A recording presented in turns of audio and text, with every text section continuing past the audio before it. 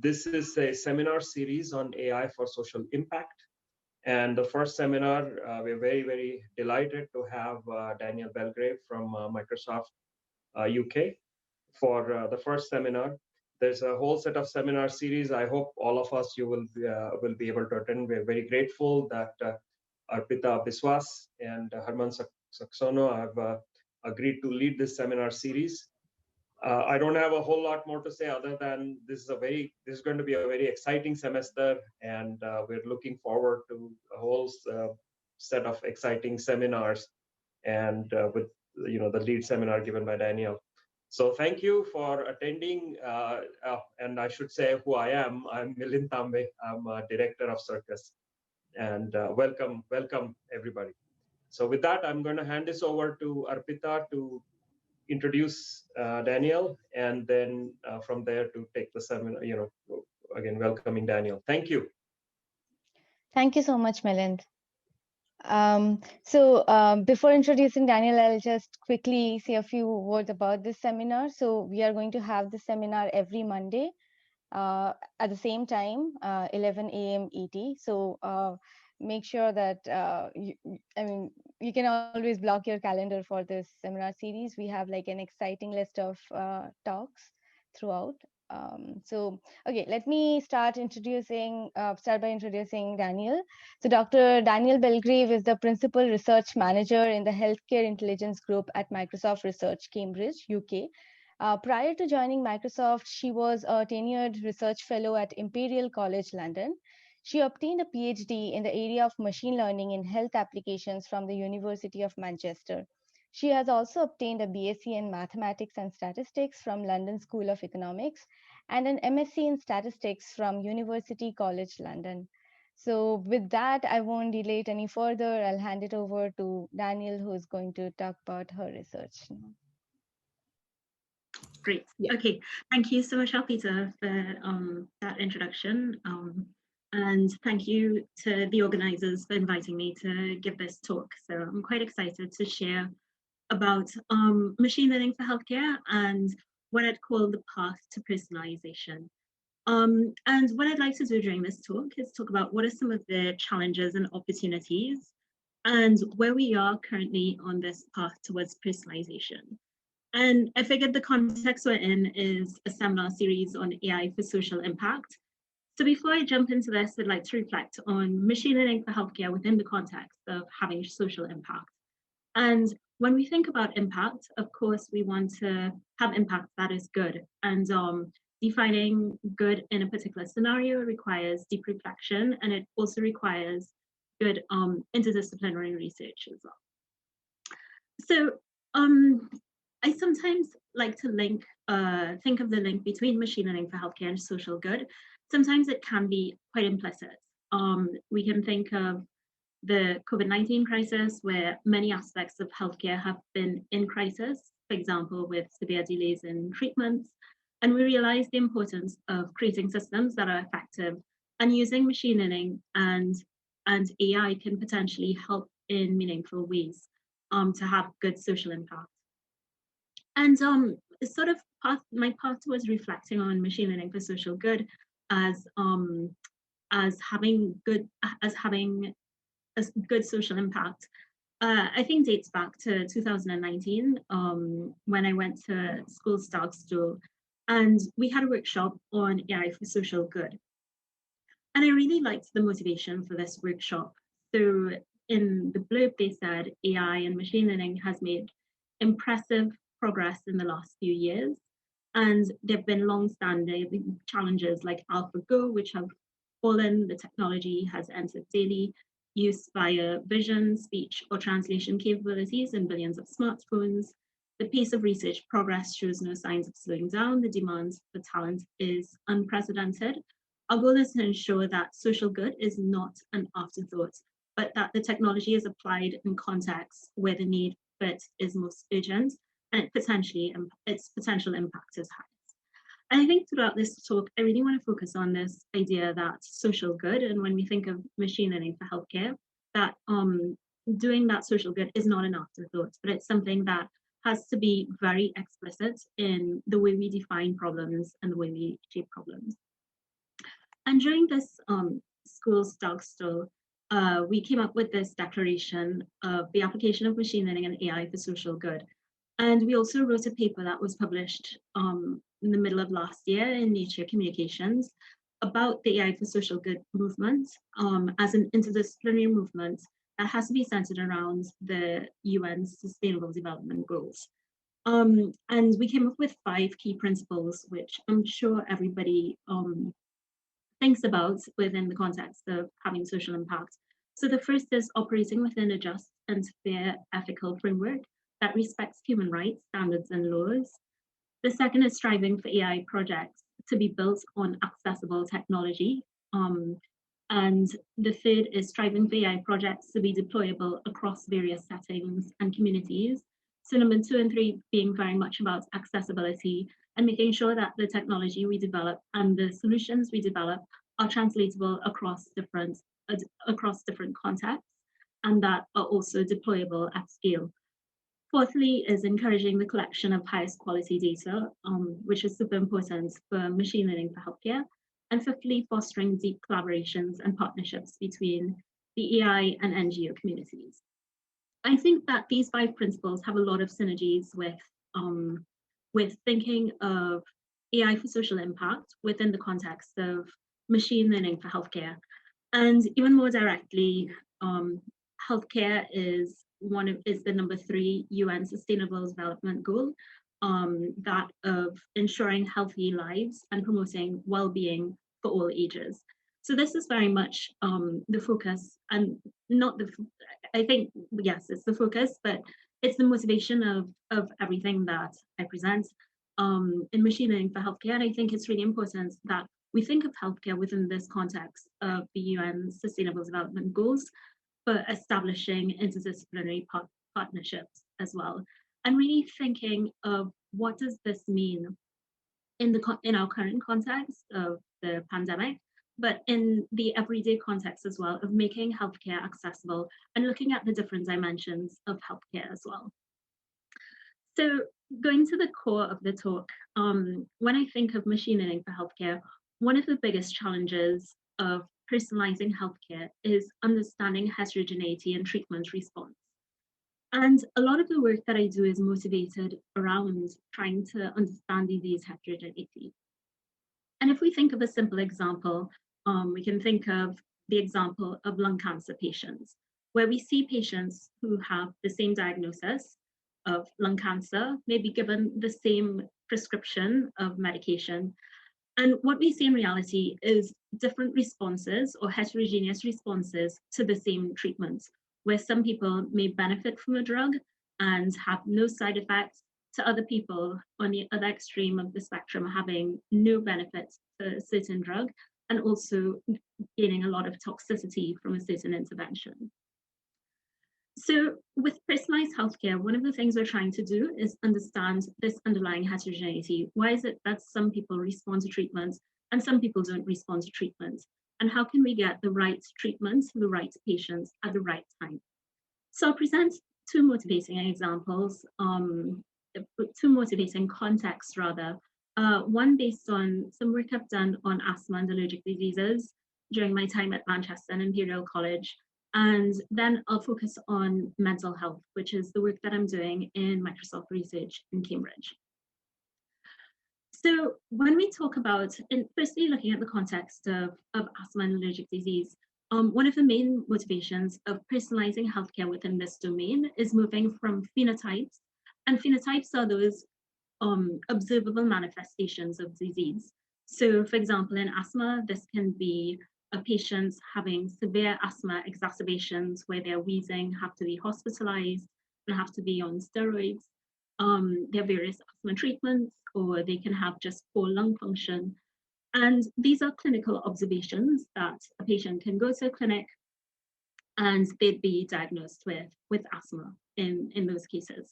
But what we actually see in reality are that these conditions may be actually subtypes. So there are different responses to interventions, and these different responses to interventions or to treatments may be indicative of some underlying causal mechanism. So this is what we refer to within asthma and within other disease areas as well as endotypes.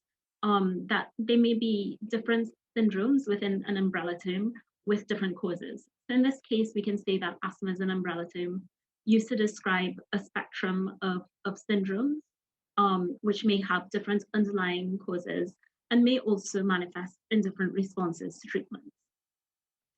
So one particular way of generalizing these contexts of endotypes is through latent variable modeling, where the aim is to get a parsimonious description of these clinical manifestations or the phenotypes, and we want to infer endotypes from those observed phenotypes. So the generalized framework is latent variable modeling, where we have these observed phenotypes, which may be lung function or different markers that a patient may present to clinic. And based on those observations, a doctor may or may not diagnose a patient with asthma. And based on these different symptoms, which may occur differently in different patients over time, we want to get a parsimonious description of that data. So these are endotypes. And endotypes are something which are commonly used in the fields of psychiatry and commonly used in different metrics as well. So for example, we can think of a test to assess whether someone has depression or anxiety, where we use a questionnaire, and these can be, the answers to a particular questionnaire can be thought of as phenotypes, these different responses. And what we want is to get some sort of metric to measure depression, which isn't directly observable, but we can infer from the responses to different questions. But we want to do this probabilistically to understand these different latent variables or endotypes. And the general framework that I present doing this is probabilistic programming as a tool for identifying these endotypes, for identifying latent structure. So this is the generalized context for latent variable modeling that I'd use, where you have a probabilistic model which expresses our knowledge about a situation. So this can be domain knowledge that we incorporate from a clinician about what is the status, or what do we expect to be the distribution of behavior of a certain disease based on phenotypes, for example. And based on these probabilistic models, we have a body of evidence, which can be the data that has been collected for a specific context, or different features within a data set. And we want to get different answers. So we have queries, which we frame as probabilities as well of different outcomes that we want to understand. And we express queries, which help us to make decisions in order to get these answers. And we'd run these within the context of an inference algorithm, which we use to model answers of queries conditioned on the evidence or the data. So I'll present a couple of examples of how we use this probabilistic programming framework in order to understand different endotypes of disease and try to incorporate prior knowledge of disease transition over time in order to come up with this. So the first is based on work I've done in asthma and allergic disease. And this was a study we carried out in collaboration with the Manchester Asthma and Allergy study and another study in the University of Bristol, which looked at 2 longitudinal birth cohorts, looking at the development of asthma and allergic disease in childhood. So children were recruited onto these 2 cohorts at birth, and then they were followed up for a period of 11 years. And in this particular context, we wanted to understand how asthma and allergy develops over time. And this is really important for us to understand how we can intervene early on in life. Are there different triggers or different mechanisms for the development of this disease progression? So the current textbook hypothesis is that eczema, if you have eczema in early life, then you have a higher probability of having asthma, and then you have rhinitis.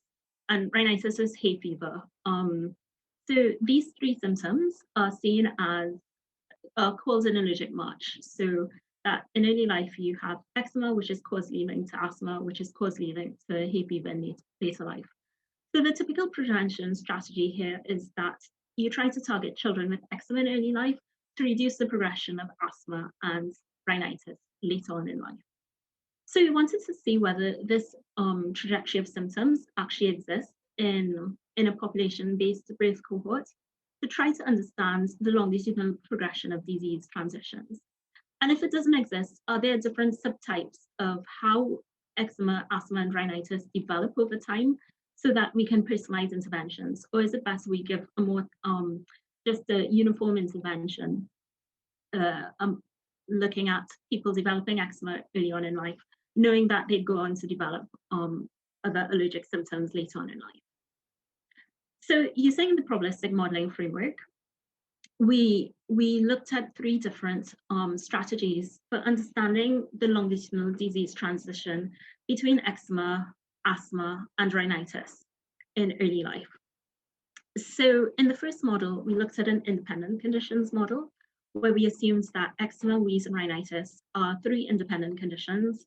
And we assumed that the structure here followed a hidden Markov model of symptoms, where your probability of experiencing eczema at time t is conditioned on what happens at the previous time point, the probability of eczema at time t minus 1, and the same with wheeze, and the same with rhinitis. And we assume that this transition of symptoms is governed by some overarching latent class disease profile.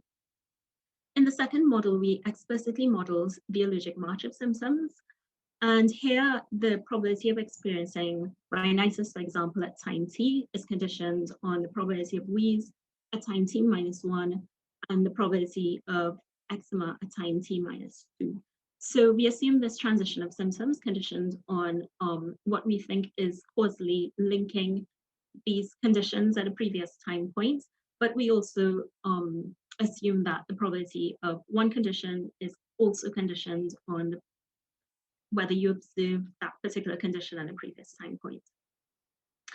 In the third model we explored, we assumed that these were just independent conditions, and we had a latent state of disease at each particular time point. So at each age, we assume some latent disease, which is classified based on the probability of eczema, wheeze, and rhinitis at a particular time point.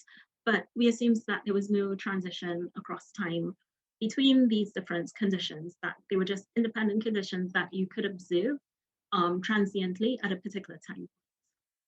And when we compared log likelihood, penalized log likelihood for each of these models, we found that an independent conditions model, where you assume that these are independent conditions over time, worked the best. And when we compared model evidence using different numbers of inferred latent classes for this model, and also assuming different prior number of pseudo counts of the probability of the child belonging to a particular one of those classes, we consistently found that an 8-class solution gave us the best fit. So when we dug deeply into this, we found that the allergic march reflects patterns on a population level and not necessarily the covariance of symptoms within an individual's life course. So if we looked at the data in both Bristol and Manchester, we saw, if we looked at it cross-sectionally at a single snapshot in time, we would see this sort of profile, which looks similar to an allergic march.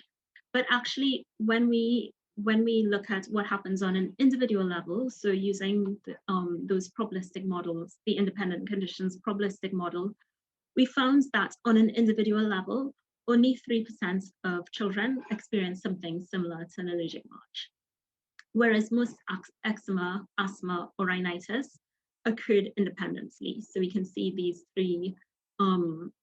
three profiles at the bottom, where high percentage occur individually. But of course, if we look at it across the population cross-sectionally, it's going to look as though there may be some causal link. But it seems that this causal link can be explained, but only in a small proportion of children. So this may have implications for personalization and how we think of intervention in respiratory disease. So the allergic march reflects patterns at a population level and not necessarily the natural occurrence or co-occurrence of symptoms in an individual's life course. And we realized from this study that the development of eczema, asthma, and rhinitis is heterogeneous, and only a small proportion of children follow a trajectory similar to that of the allergic march. And this is something that may influence the drug discovery process as well, that if we want to target children for the onset of eczema in early life, then there are potential markers that may be able to distinguish these different subtypes. And we have gone on to look at work of how we can identify these different subtypes early on in life. And we've been able to find genetic markers which are indicative of this. So now I'm going to move on to some of the current work I've been doing in mental health. So we can think of heterogeneity in asthma and allergic disease, but in mental health, there's a lot of heterogeneity as well. If we think of conditions like depression and anxiety, the way people experience symptoms is very heterogeneous. So currently I'm working in Project Talia, which is all about creating trustworthy AI systems for improving mental health. And how can we use digital mental health interventions to scale the progress of intervening in the space of mental health? And how can we use machine learning to improve our insights and understanding of mental health? And one of the reasons why I'm fascinated by this area is also the scale and the global burden of mental health as well. So mental health has a huge impact on us as individuals and on society, and the impact on the economy is very real as well. 1 in 4 of us at some point in our lives would be affected by a mental health condition. It's also the largest cause of disability and accounts for 32.4% of the years lived with disability. And a recent publication suggested that the cost to the US economy in the last year during the COVID pandemic is 1.6 trillion. 1.6 trillion of the cost of health is attributable to mental health. So we see mental health having a huge impact. So in Project Talia, we're collaborating with a group called Silver Cloud Health, which is based in Dublin, which started in Dublin in Ireland. The headquarters is actually in Cambridge in the US. And Silver Cloud Health is the largest digital therapeutics platform for mental and behavioral health. So they have different programs. They started in Trinity College Dublin, and they've been based on 16 years of research. They've shown that cognitive behavioral therapy, which is the main intervention used in Silver Cloud Health, is 65% effective. So we see a 65% significant clinical change. And it's used by more than 500,000 users across the globe. And they currently have about 5,000 new users each month. So in Project Talia, our strategy to achieve this vision of creating trustworthy AI systems for mental health is centered around developing machine learning for personalized mental health using a human-centric approach. So through this personalized approach, our mission is to get the right treatment to the right patients at the right time. And there are several building blocks for doing this. So as part of this strategy to achieve this objective, we have 3 main focus areas of machine learning for mental health in Project Talia. The first is understanding patient engagement and seeing ways of improving patient engagement, because we know that even though we know that cognitive behavioral therapy is effective as an intervention, one of the sticky points is engagement with cognitive behavioral therapy. So there's a high rate of dropouts from digital mental health platforms. So we're looking at ways of intervening early on to minimize patient dropouts, but just also understanding why do patients drop out and understanding modalities of behavior around engagement, which is a very under-investigated area in mental health. The second focus area we're looking at is how we can improve patient outcomes. So trying to predict really early on, how would a patient respond to interventions? So will they see reliable change, and will they be able to improve? And we want to understand what are the client's mental health blockers and what are the things that help people as well. The third aspect we're looking at is decision support tools to optimize support interventions. So within the Silver Cloud platform, there's a human supporter who helps patients on their journey while they're using the platform. So there's a human in the loop. And one of the things we've been trying to do is understand the how supporters influence patient outcomes, and how can we look for ways to optimize supporter interventions as well. So these are some of the key areas where we're looking at from a machine learning perspective, looking at stratification, so identifying different subtypes, and understanding which subtypes respond best to different interventions or different tools on the platform, predicting and understanding client engagement and outcomes. How can we intervene in a timely way to ensure early intervention and improved outcomes? Trying to improve patterns of supporter behavior in relation to different types of patients, and understanding how can we improve therapy effectiveness? Are there key aspects of supporter behavior that can help patients on their journey in mental health? And finally, using machine learning to look at ways of tailoring content and delivery to achieve optimal therapy outcomes for individual patients. So within Silver Cloud platform, we looked at the identified data from 54,000 patients in the program, in one specific program, which was called Space for Depression and Anxiety. And typically on the program, people use the program for 8 weeks with a supporter, but the median time for engagement was usually 14 weeks. And patients can use the program for up to 6 months. So on the program, there are different sections that someone can use. You can use a journal, you can look at reviews that the supporter had used, or you can write reviews to the supporter as well. There are different content and tools.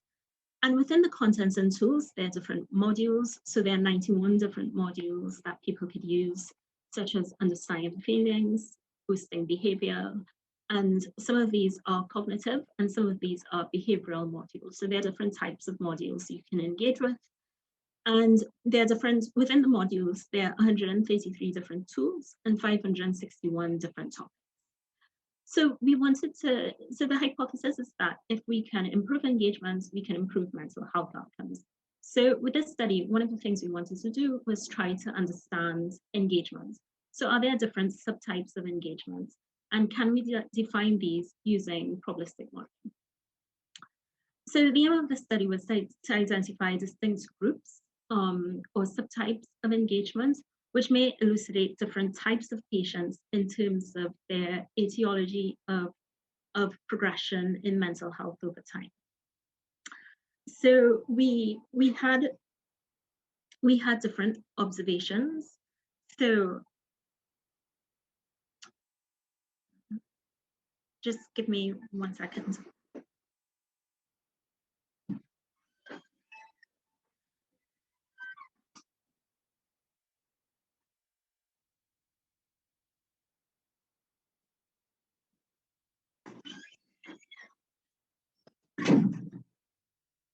Sorry about that. So in this particular study, what we're looking at is we have some observations. So we have an observation of someone who has engaged with a certain section at a particular time point. So that's encoded by the Y1 to YT. And this is looking at, has someone engaged with a particular section at a particular one of the 14 weekly time points. And we assume that the true level of engagement across sections is distributed across some true metric of engagement, which we call X, which is a latent variable, which we infer from the observed engagement across the 12 different sections. And we assume that this latent variable of engagement X is governed by a hidden Markov model transition over time, where your probability of observing a particular distribution of X at a particular time point is conditioned on X in the previous time point, and that this chain of engagement over time is governed by an overarching class K. And when we inferred different numbers for K, and when we compared penalized log likelihood again, we identified 5 different subgroups of engagement. So these ranged from class 1, which were those who dropped out quite quickly and had a lower level of engagement, to class 5, which engaged quite quickly. And what's really interesting is the middle group, which is class 3, which had a high rate of dropout. So when we looked at the longitudinal prediction of depression and anxiety for these different classes, we saw substantial differences. And the interesting thing was for this group, which dropped out quite quickly, which was class 3, they had the biggest improvements in depression and anxiety over time. And they had a bigger improvement than those who engaged more in class 5. And this tells us something about, it's not just the quantity of engagement with digital mental health, but also it's the quality of engagement. So we looked at different usage patterns and trends over time for each of the 5 classes. And the take-home message from the second graphic is that we found that class 3, they used the platform in a much more linear fashion than class 5, which tended to use different things at different times and in a much more haphazard fashion. And we were also able to identify within the first 2 weeks what is the most likely pattern of that a person will fall into as well. And the distribution of engagements over time, also, when we looked more deeply into what is the distribution of the different sections among different subgroups of patients, we found that those who were low engagers or tended to engage more late tended to interact with their therapists a lot more. So these were people who, even though they had a different frequency of engagement, they were a lot more engaged with the therapist. And high engagers tended to interact with more content, 2 and 4 modules, and interacted less with therapists. So there are different modalities of engagement which may reveal different preferences in platforms. So this may be a route towards personalization in mental health. So patterns of patient behavior may elucidate different modalities of engagement. And this study may facilitate tailoring interventions according to specific subtypes of engagement for individuals with depression and anxiety. And one of the implications is that it may help us to also better triage for patients to provide personalized therapeutic activities, helping to improve outcomes and reduce the overall burden of mental health disorders. So another study we did focused more on the aspect of decision support tools and how can we upskill supporters and understand what are positive support actions which help with patient outcomes. In this particular study, we looked at upskilling supporters in mental health. And a lot of previous work looking at therapeutic supporters and human mental health supporters focuses more on how long that interaction is. So what is the duration of interaction with the therapist, and also what's the frequency. But little is known about supporter language and what supporter behaviors may impact client outcomes. And this requires a more nuanced understanding of supporter behavior. So what are the aspects of supporter behavior, and can we use machine learning to recommend different supporter behavior based on successful outcomes in terms of patients? So we had 3 different aims for this particular work, which we published in CHI last year. So firstly, we wanted to cluster supporters based on clients' outcomes, see whether we could identify supporters which were more successful at getting good client outcomes. Secondly, we wanted to extract linguistic features using natural language processing for supporter messages. And thirdly, we wanted to identify context-specific patterns of support. So are there particular types of patients that would benefit from different types of support?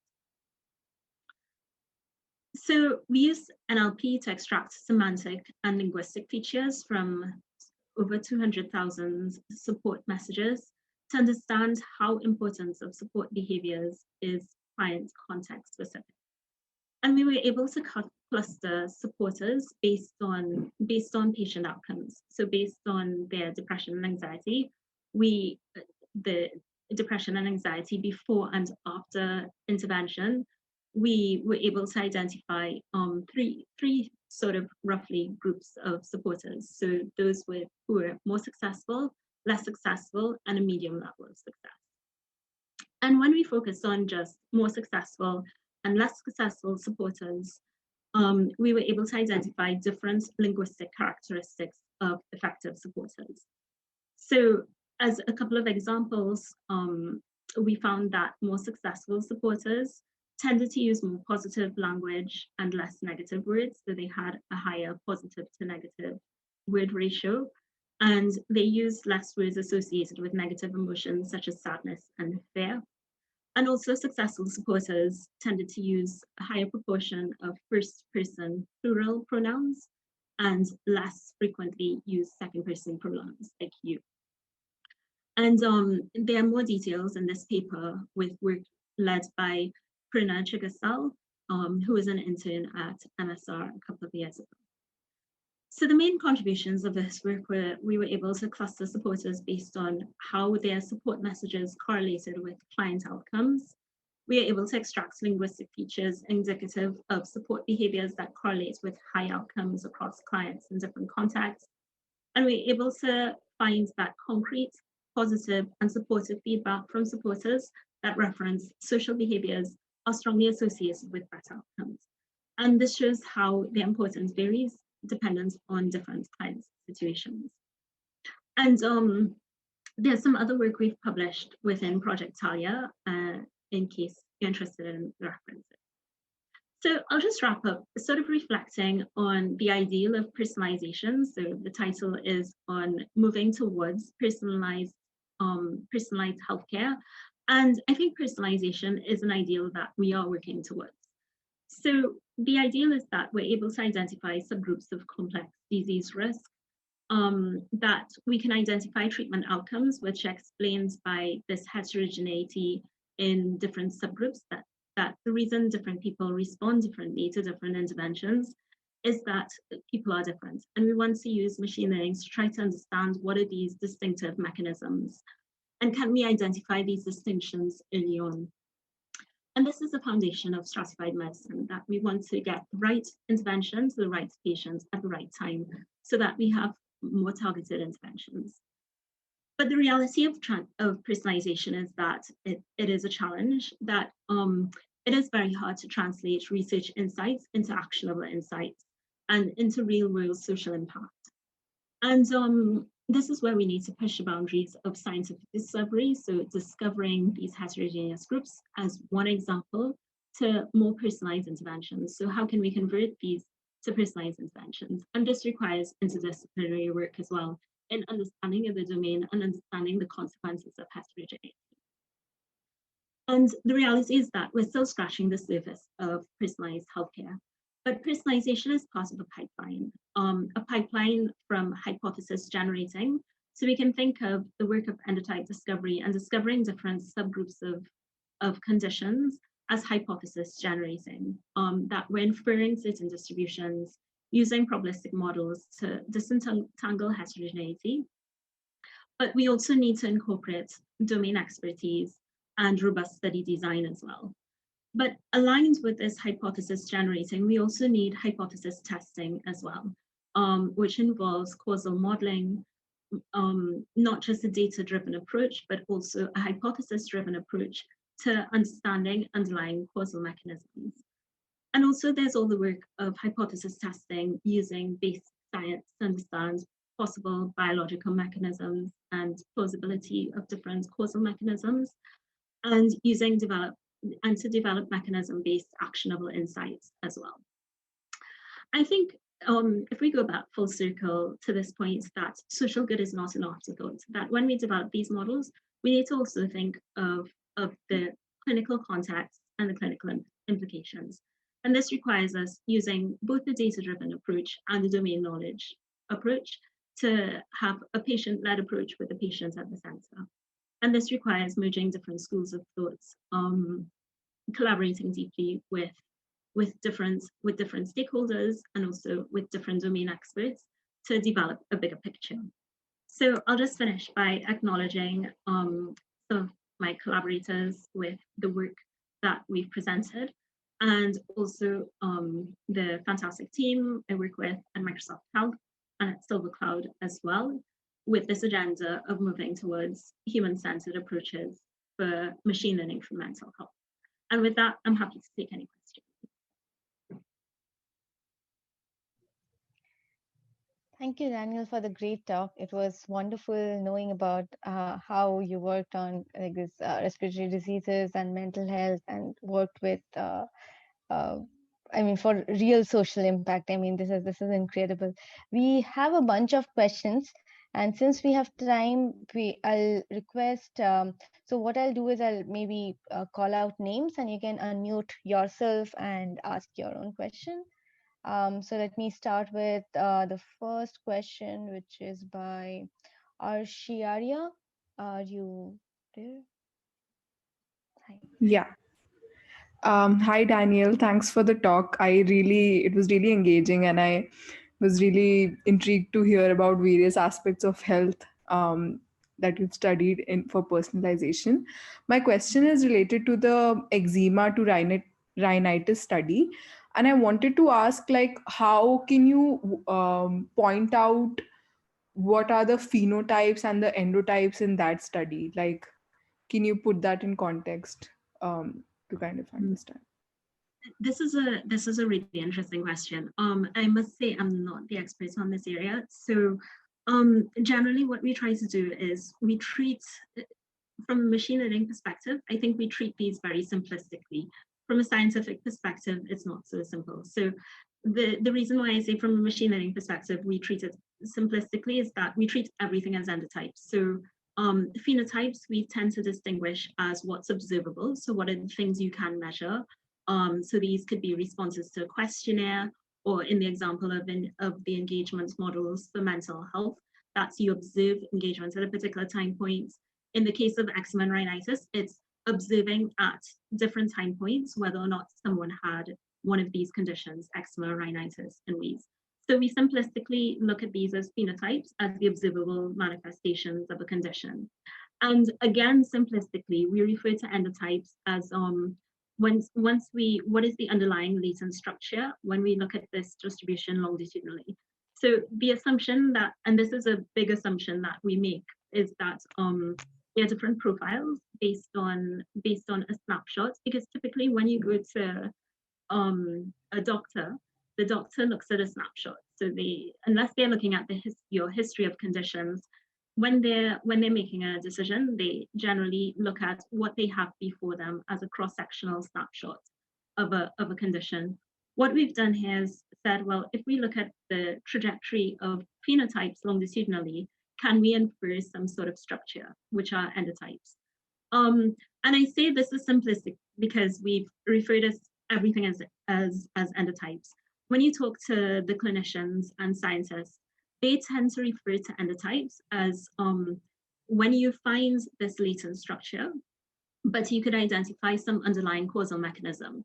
And usually that's a plausible causal mechanism. So some of the studies we've done in work on asthma, for example, we infer that there are endotypes, but then we've done more work with basic scientists who've been actually able to identify a genetic causal link and explain the mechanism. And this is what a true endotype is, where you can explain that and there's a distinguishing underlying causal mechanism. So you can almost treat it as a different condition. So that's a great question, I think, but it's a lot to unpack. So hopefully, but yeah, thanks for the question. Thank you. Yeah. Okay, the next question is by Vineet Pandey. Hi, thank you, Arpita. Thank you, Danielle, for that great talk. I was curious to hear from you, and maybe I missed this in the talk, but how do you define engagement? Is it people using the tool once a day? Is it, them opening it multiple times in a day or once a week? What is the definition for that? Okay, so this is a great question. We did look at different metrics of engagements. The particular one I've presented is whether or not someone has used a particular section in a particular week as a rough marker of engagement. So we didn't look at counts of like how many times, but just one particular section, have you used that, yes or no, as a binary feature. And we looked at this across 12 different sections, which are quite different. We did look at a higher level of engagement, which was just, has someone used the platform at all in a particular week? But that was a much more noisy feature. So that's the definition we've based off of. Yeah, that's really useful. Thank you. And it actually leads to the second question, which is, if we know that there is low engagement, and that seems like a fact of life now for so many health apps and tools. So rather than improving engagement as an outcome, what if we designed around the assumption that there's going to be low engagement, and what do we build on top of that? So it's a very open-ended query. Any thoughts that you have would really help me in my research as well. I think this is a great question. Engagement is it's hard to measure. I think your first question is actually quite nuanced, because how do you even define engagement? And there's a lot of literature looking at different ways of defining engagement, which is quite hard. And I think I'm not the expert in this, and I think this is why collaboration with designers is just so important. Try to understand, designers and also social scientists as well, to try to understand what are the right moments of intervention. I think this is very hard to learn from pure machine learning. But when is the right time to intervene is quite important. And being able to identify dropouts early on is super important as well, because that gives an indication of when should you actually engage. So unfortunately, I don't have the answer. I think this is a great question in itself. Just trying to understand when is the best time to intervene in a digital scenario is a super interesting and super important question. Thank you for sharing your insights. Thanks for the question. Yeah, thanks, Vineet, for the question. So the next question is by Harman. Harman, you want to? Thank you for the very interesting talk. I have a question. Like in one of your slides, you say that the pronouns "we" seems to be more effective for promoting mental health, and I was wondering if whether you have more insights on that. Is it just the word "we," or if there's like a larger phenomenon that's going on? Yeah, that's interesting. So I don't know the answer, but I think it was just really interesting to see this huge signal in the difference between how people respond. So I think this is where we see that I think this is a super useful insight that maybe wasn't so obvious. I don't think there's a reference in the literature that refers to this specifically, that using third person plural is a lot more effective than using just second person singular pronouns. But unfortunately, I don't have more insights on that. But I think it was quite an interesting point seeing this come out in the model. Thank you. Yeah, thanks, Harman. And we have another very similar question by Jinam Shah. Are you Yeah. to? Yep. Hi. Yeah, hi, Daniel. Thanks for the talk. So yeah, I actually wanted to build on top of Herman's question. What I wanted to ask is if that insight, the research insight, can be used for content moderation, because content on such apps regarding healthcare is very important, right? And I'm not sure of the ethical implications of this. Maybe you can shed a light on that as well, but just from an application point of view. Yeah, I think one of the reasons for doing this sort of research is to create insights to help supporters to upskill and seeing how supporters can use this sort of knowledge to improve in their own practices as well. I think this is again a question of design. What is the best way to design this intervention? I think maybe content moderation is one potential way of doing that, actually, to help supporters to on their journey. I guess I guess one of the things that would need to be thought of really carefully is to what extent do you want to monitor content, taking into account different aspects of the patient's privacy and these sorts of things. I think those are important considerations as well. Yeah, absolutely. Yeah, thanks. Thanks, Chinam. Next question is by Shedi Saba. Are you there? Okay. Yeah. Hi, Danielle. Thanks a lot for your talk. It's really cool work. I was just wondering for the Project Talia example, how did you guys identify classes of participation? You didn't use the participation behavior, right? You used other variables. The engagement, the sort of modeling behavior. Yeah. So the only variables we used for that were these binary encodings of has someone engaged yes or no at a particular time point with a particular section. So they were just purely binary features of each individual over time, over a 14-week period. And that was all we used in the models. Oh, cool. Okay, gotcha. Yeah. Thanks. So I have one question. Daniel, one thing, it's again, it's maybe orthogonal to what you spoke about, but I'm wondering if some of these insights can be used for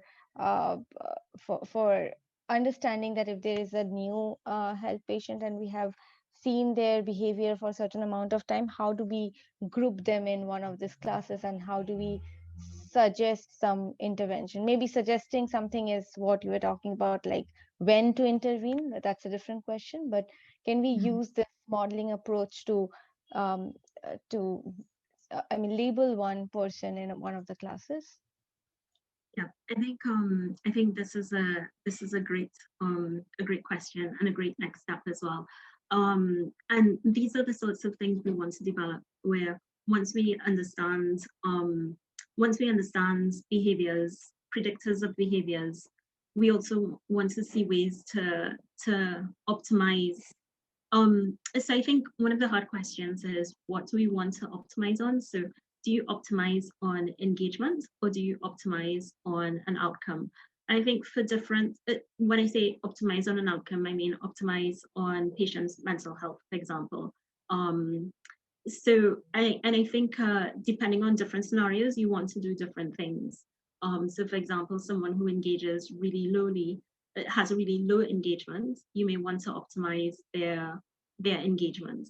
But for someone who drops out of the platform quite quickly, one thing we need to disentangle are they dropping out from the platform because they're getting better, or are they dropping out because they're just not interested? So understanding the reasons for these different subtypes helps us to know how to intervene. And when we sort of make recommendations, or if we were to recommend a particular tool,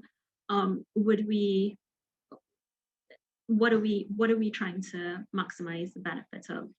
So I think this is a follow-on study. Hopefully next time I'll be able to present something.